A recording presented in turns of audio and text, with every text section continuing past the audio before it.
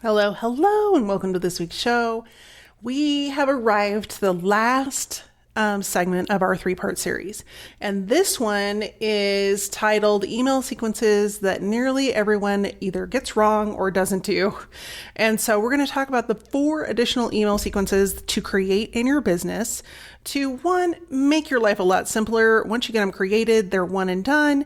And then it also offers a top-notch experience to people that purchase from you, want to do business with you, or are already in the process of doing business with you. So, without further ado, let's dive into this week's episode. Hey there, I'm Elisa Connor, ex-corporate marketer turned entrepreneur. And along the way, I made all the mistakes just so you don't have to. Chances are you have a pretty full career. You've got experience, expertise, and probably a whole lot of education.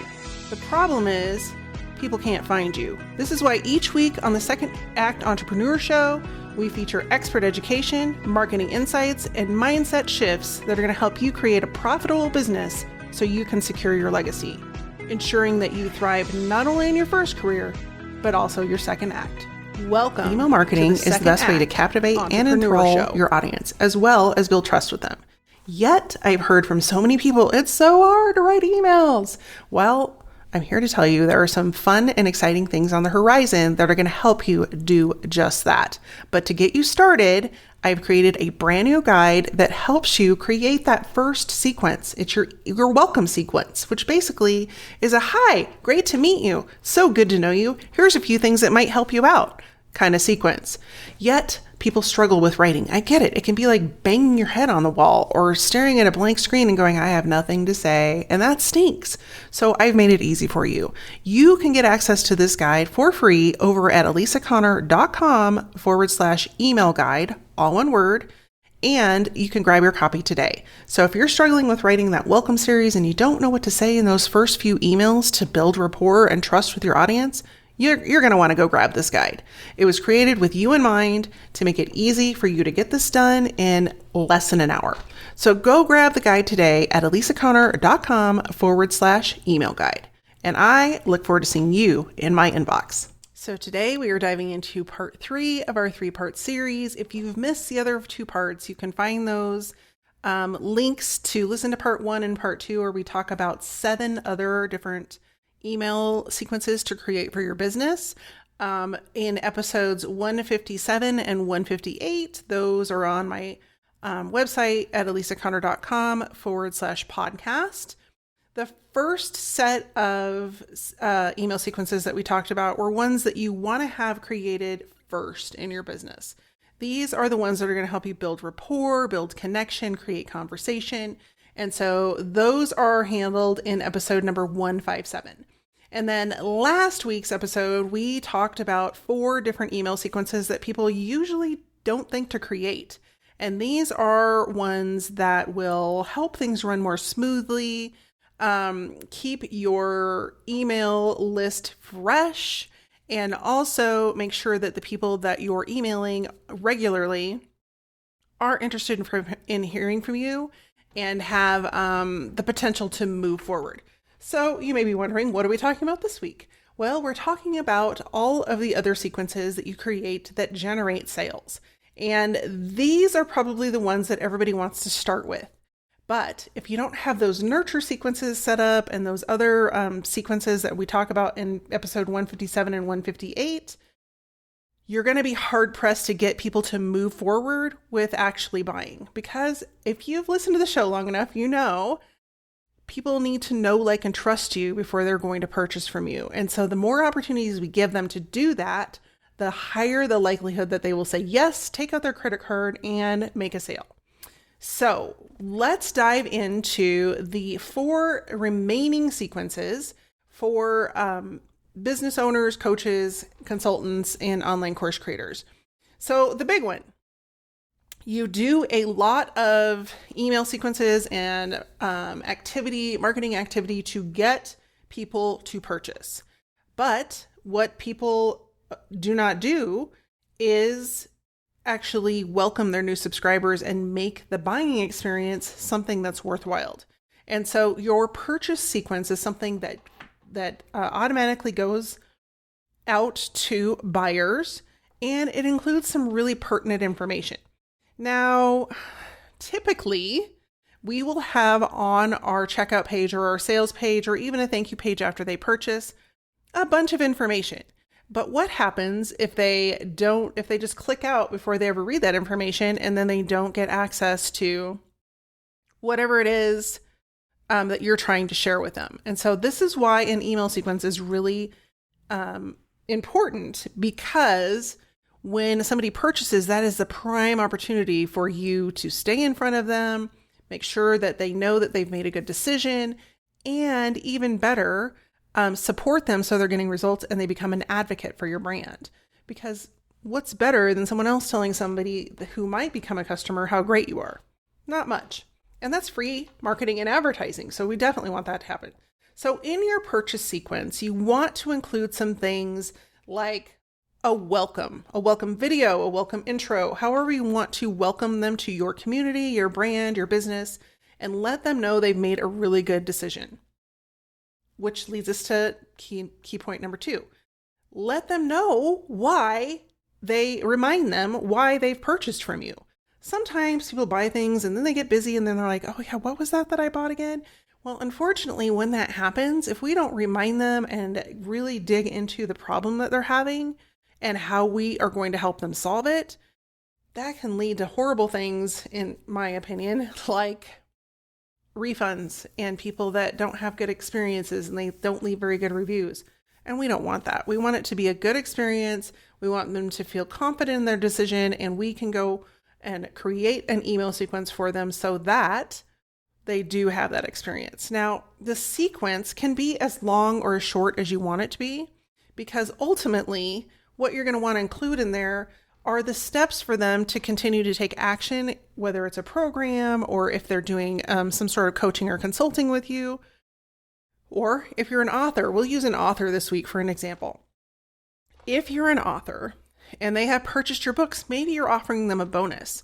Well, a good follow-up for the purchase sequence would be, here's your bonus, and then some tips and tricks to get traction with that bonus. So if, for example, you had a book on time management and their bonus was a planning calendar that's going to help them manage their time. So some of the follow-up emails could be something like, this week, what are your top 3 goals? And you could break it down into categories or ask them to respond back. And then you could have the next thing be, don't forget to Sunday night before you go to sleep to do 1, 2, and 3. And you could send that Saturday or Sunday morning as a reminder. And so there are a lot of ways to make this work in your business, but it's really important to have a purchase sequence to handle things like questions they may have, login details, if there's a portal they need to be accessing, a welcome video so they feel like they belong somewhere. So many times I've purchased things and I've gone off into the ether webs and I'm like, did they get my order? Like, did it go through? Because I don't get any correspondence. And so if you don't have that purchase sequence set up to nurture them, they may be wondering, what did I just get myself into? Was this a good choice? Or did it even go through? And that's not the kind of experience we want to give our customers. So creating that purchase sequence is really helpful for your business and important to your customers, especially as you start to build that relationship. Now, one thing I want to mention here that a lot of people don't think about when they're creating sequences is that depending on where they've come into your funnel, this could be a low priced offer. You have the potential to move them into a higher priced offer if they have a good experience with you. If they don't, you may be struggling, and that could really be detrimental to them moving forward and becoming a lifetime customer or increasing the percentage of money that they invest with you. So number 1 is to create a purchase sequence. So number 2 is an event sequence. Now you would use an event sequence for either a live training you're giving, a webinar you might be having, an evergreen webinar, or even an in-person event. And this sequence is basically assurance that you reminded your sign-up attendees to show up. Because we all know, like, how many reminders do you get? And then you're still like, oh yeah, I totally forgot. You will not have a good attendance rate for any event if you aren't reminding people multiple times of when the event is, how they participate, for example, a Zoom link, and what's in it for them. Because if you don't have those reminders, one, they're going to wonder, same thing as we just talked about, did I get signed up for the event? Is there something to go with this? Is there a Zoom link? And the harder they have to look for the details and the information, the greater percentage that they won't attend. And so when we can be almost annoyingly momish with our email series, the opportunity that they will show up increases substantially. And so they've already said yes, they want to come to this event. So let's make it easy for them on that day to say, oh yeah, I was going to attend that, and click and get to the information quickly without having to search through their email for the links and the information, the workbook, whatever you've sent them for that event. So the event series is really important, especially if you're running something like a challenge or a webinar or any of those more technical lead magnet type systems, because it, without having a higher number of attendees, the likelihood that you're going to sell decreases. So we want to have as many people there as possible so that you can send, so that you can sell to them while they're on the webinar. And there's a lot of other strategy ideas around that. But this sequence is going to help you stay in front of them so that you get them on the call, because the likelihood that they're going to call or that they're going to purchase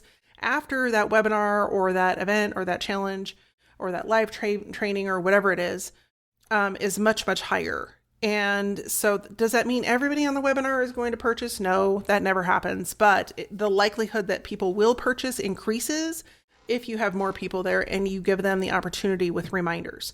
So the second sequence we're talking about is an event sequence that is used for webinars, challenges, live trainings, and even evergreen trainings. I'm sure you've seen those where people can go and pick their time and it looks like it's a live training, but it's actually an evergreen training. So that is number 2, which leads us directly to number 3, which is your launch email series. And this is specific for if you're promoting a particular product or a service, or you have, usually there are promotional periods within your marketing calendar. Most people that I work with launch 2 to 4 times a year, depending on, the price of their product and how many people they're taking into their system and all that sort of thing. So you would want to create a launch email sequence to align with that promotion, to not only move current email subscribers into, but also to attract new email subscribers that may haven't heard of you yet. And there's different ways we can do that. We're not going to dive into those today, but the launch email sequence has some really specific things that you want to include in it as well. So there are both the launch sequence includes 3 different legs to it. So there's the pre-launch, which is like before you are actually launching your product and you're letting your list know, hey, something's coming. And you give them the opportunity to kind of get ready for that. And that works for not only current subscribers, but also new subscribers, and then people that might find you along the way as you're getting ready to launch or during the launch. So you'll want to send those pre-launch emails, and those can be segmented depending on what the relationship is with you and your business, and also where they're at in their buyer's journey. So that's the pre-launch sequence. And then you want to move directly into the launch sequence. This is where you tell them that you have a product available and you want to put some sort of expiration on it, because that creates urgency and it is more enticing to people to purchase. If they know it's available all the time, every day, what's the incentive for purchasing right now? There really isn't one. And so we want to provide an incentive to get people to jump off the fence and either say yes or say no. And so your launch sequence gives you the opportunity to do just that. You are reminding them that this is open, that is a limited time. You can dive into the specifics of what they're going to get in the course. You can dive into case studies from people that have had successes. You can dive into what it looks like to be part of the community, anything that would be enticing and get people excited about being a part of this new product or service launch. And so that is your during launch series. And then you also have the opportunity to do a post-launch series. Now, the post-launch series, you may be thinking, but it's after the launch. It's over. You just told us to like give them a drop dead date so that they'll make a decision.